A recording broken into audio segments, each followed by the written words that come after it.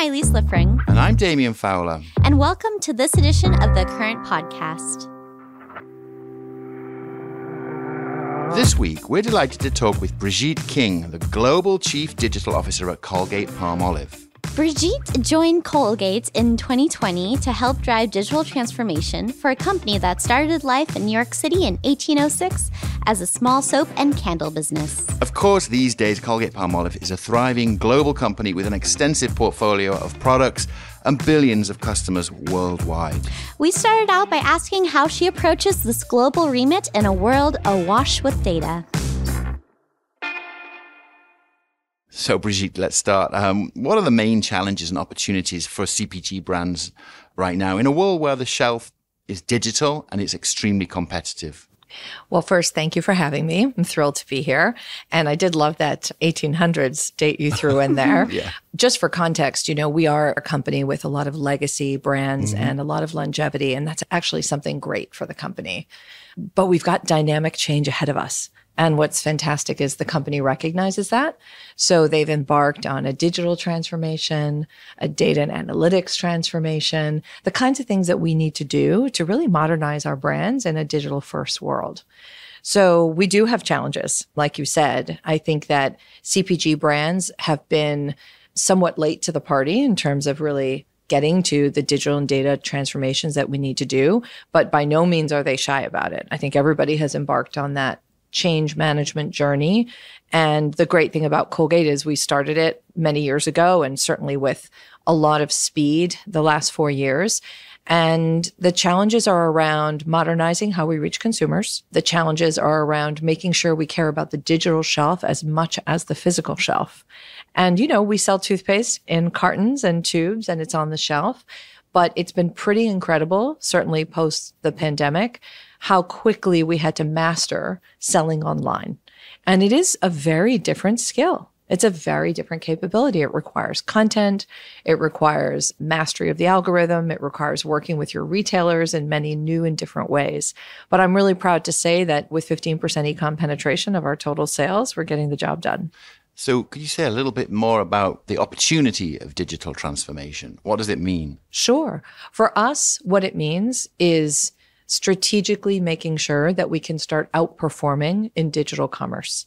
And that means whether it's last mile delivery or whether it's with our e-retailers or whether it's with our D2C businesses, which we have skincare brands and our skin health division, PCA Skin, Elta MD, Filorga, those are all online direct-to-consumer businesses. So digital commerce runs the gamut is my point. And strategically, it means we want to learn to do better and outperform category and market growth in that arena. The second big pillar of digital transformation is really making a step change in the way we plan, deploy, and use our digital media. So we are a business, as you said, grounded in many years of legacy that has often been TV first and TV heavy, and that's no longer the case. Colgate-Palmolive globally is weighted over 65% in digital media at this point in time. So we have had to do a lot to upskill our teams and really make sure that our digital media is working every single dollar as best as we can. I'm very proud for the teams on the ground to say that the ROIs have been very positive. And so that means we're really mastering how we do business in digital today. That's great. We want to ask you a little bit about that upskilling later on in the podcast. But I had a quick question. You're talking about legacy brands. And I know that just, for instance, one of the toothpaste brands, Colgate's toothpaste brand, is about the most famous toothpaste you get. How does better marketing or digital marketing even drive brand loyalty for, say, those toothpaste customers? Aren't they already loyal? Not all of them, right? So we have, of course, loyal Colgate users. We also have people who switch. And we have people to grow your brand that have to actually come in to the brand and to the category. Let's get pragmatic. You think about one of the what we call need states of toothpaste is, what do a lot of people want? Whiter teeth, right? So they're looking for whitening products, whiter toothpaste that whiten. And what you see in search terms is a lot around where the discovery journey begins. And so you also can understand how they're searching. Well, then the job of a marketer today is not to only understand those trends and those keywords, but to develop the content that is relevant to those search behaviors that are going on. And then guess what? You have to then deploy the content on all the right channels and in the right touch points to be present when the consumer is searching for information and researching about whitening. But then more importantly, how do you get into their consideration set, right? Into the mental availability of, I'm interested, oh, Colgate has something. Let me go a little deeper here. And then the moment of truth online, right? Which is the moment of conversion. Mm-hmm. And I don't mind if they convert, and none of us do, right? On a physical shelf or a digital shelf. The point is to get their attention and to get into the consideration set to prove that you have great ratings and reviews, great product benefits that they're seeing on the PDP product detail pages, and you will move them to the point of conversion, be it physical or virtual. I like that. Yeah. Now, as you know, retail media is absolutely exploding, and along with that, retail data. How is retail data and the opportunity of RMNs helping you with more precise targeting of potential customers? So this is, what I call the topic du jour, right? Mm-hmm. Retail media networks and what's happening with the explosion of retail media. I'm very pleased to say we're actually ahead of this curve. We are investing in retail media. We are experimenting with retail partners, and it's an incredibly dynamic area. But what's fascinating about it is it gives you closed loop sales, right? You can really go from attention to consideration to discovery, and you can basically close the loop and see, did what you do actually impact the bottom line or that final moment of truth? So that's exciting. But I do want to say that even with the explosion of retail media, we are brand building for the long term, which means we have to think about how retail media works and plays in the larger holistic media planning process. So you really need to think about how you're growing your brand long term and not just on one person's retail media network. That's interesting. To what extent would you say it's like a game changer for CPGs? I think it is. I think that it's got all this buzz for a reason, right? And I think it's because we can start to see closed loop sales attribution in ways that are much more difficult to track elsewhere. And you can really partner with retailers who are getting more and more sophisticated about their data sets and how they partner with brands and manufacturers to build business. So in many ways, it can absolutely be a win-win situation. But you also have to think about your brand long-term and make sure you're not only looking to invest in one place or with one retailer. So we're learning a lot. We've got great partnerships with our retailers. They're leaning in, we're leaning in. So it's an exciting time. Is it helping to drive more, say, direct-to-consumer campaigns? And does Colgate-Palmolive have any of those coming up or any successful ones under their belt as it is? I think we're still in that experimenting stage. We're definitely learning. But yeah, we have a strategic eye towards how we're going to do this and how we're going to make sure that we get to really drive traffic to our brands and make sure that also our data gets smarter and more enriched as we go. The whole point is to basically do for the consumer, meet their needs and meet them where they are and do what they need. And as you partner with your retailers, if you're both with that mindset, you generally make smarter decisions with your data.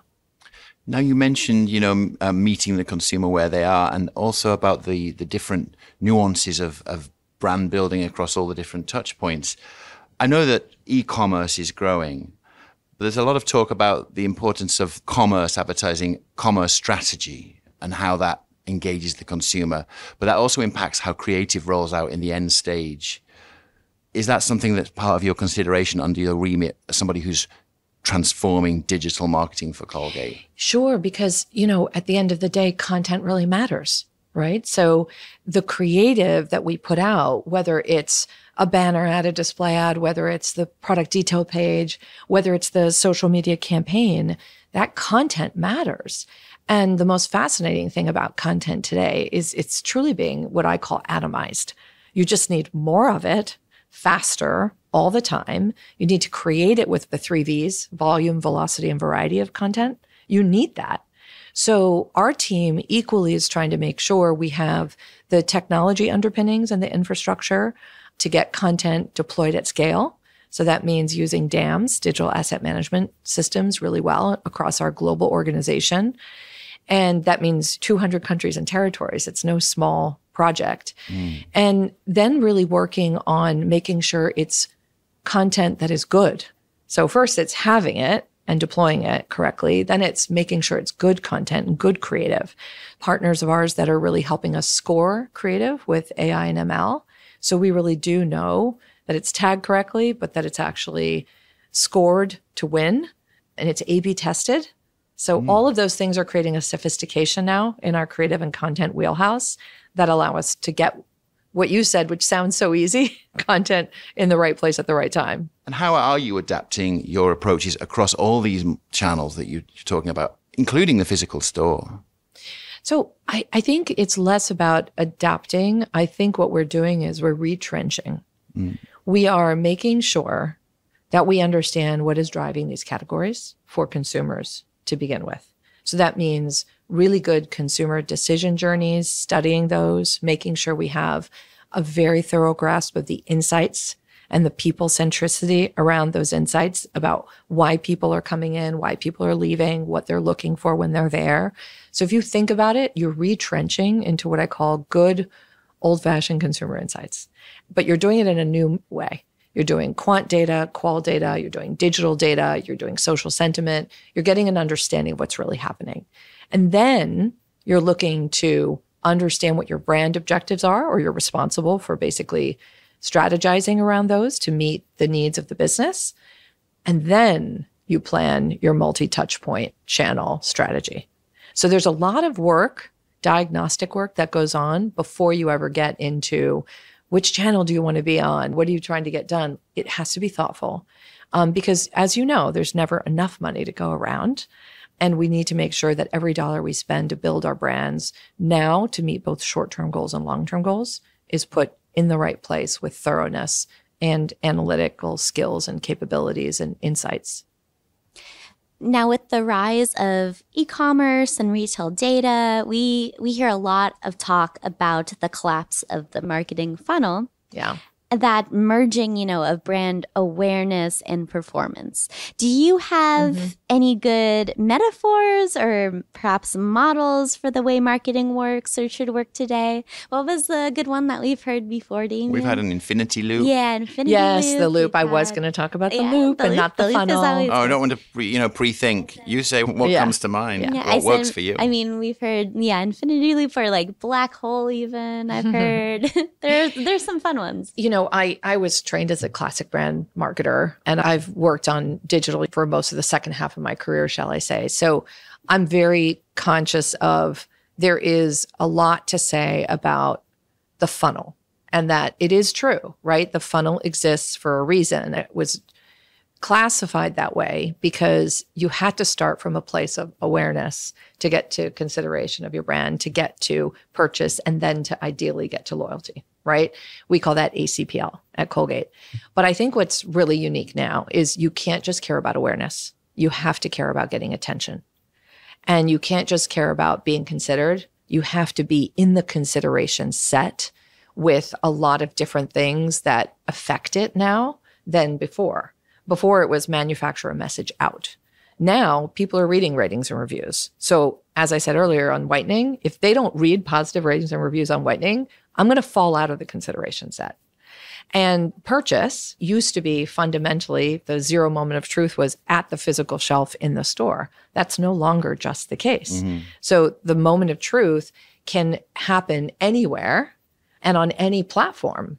And right, it's not just e-com. It's also checking out on TikTok and being able to purchase on social channels. And that has also changed the mix because a brand now has to exponentially be better and present in all of those places.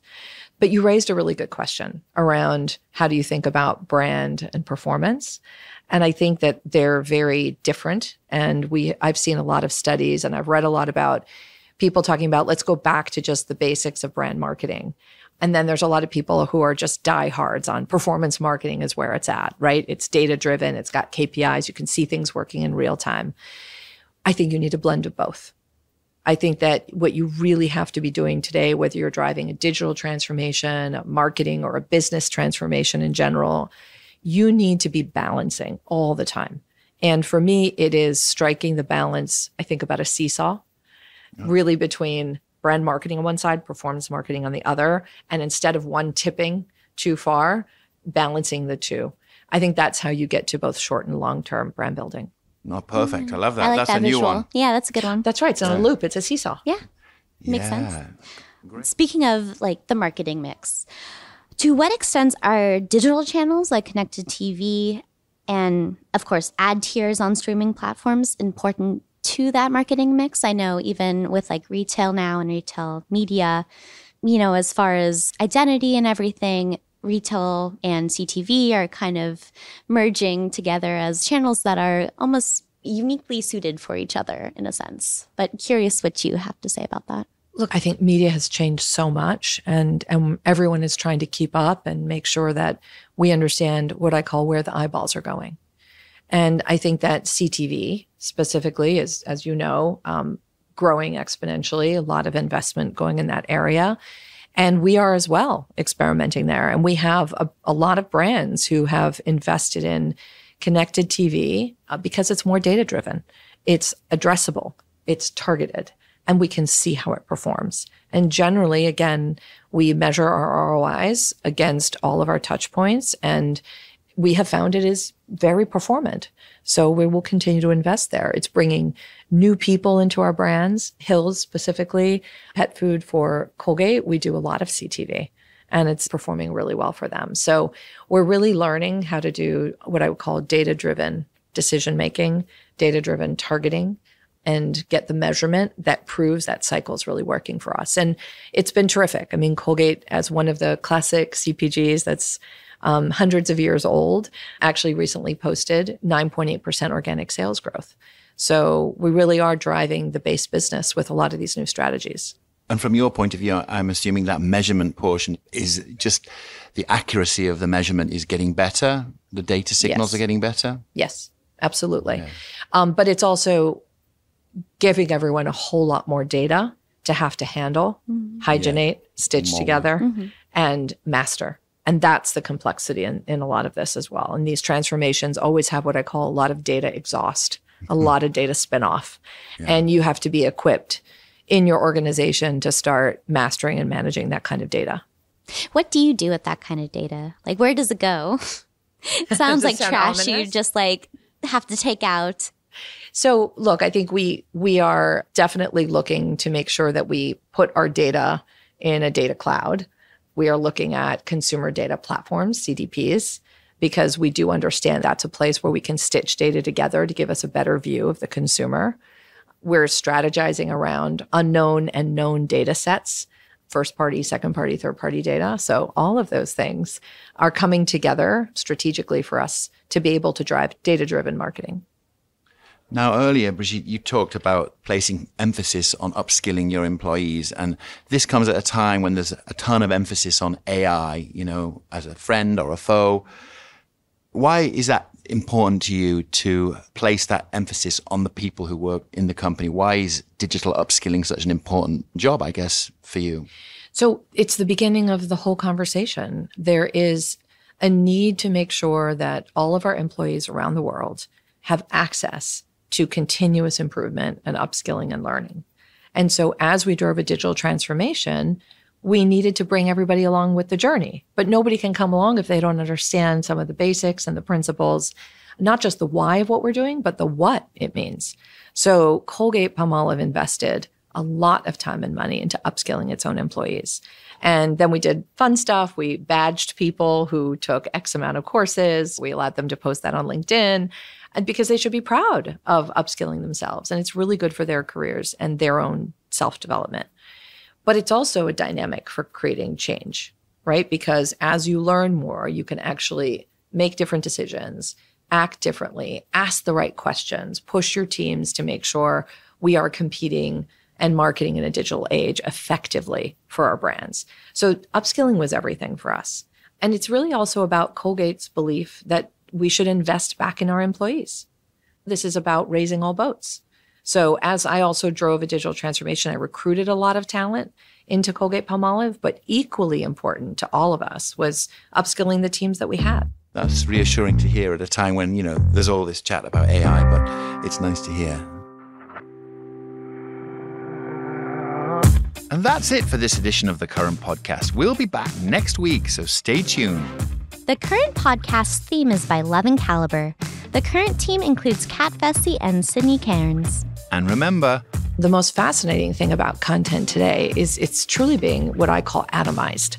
You need to create it with the 3 V's, volume, velocity, and variety of content. I'm Damien. And I'm Elise. And we'll see you next time. And if you like what you hear, please subscribe and leave us a review. Also, tune into our other podcast, The Current Report.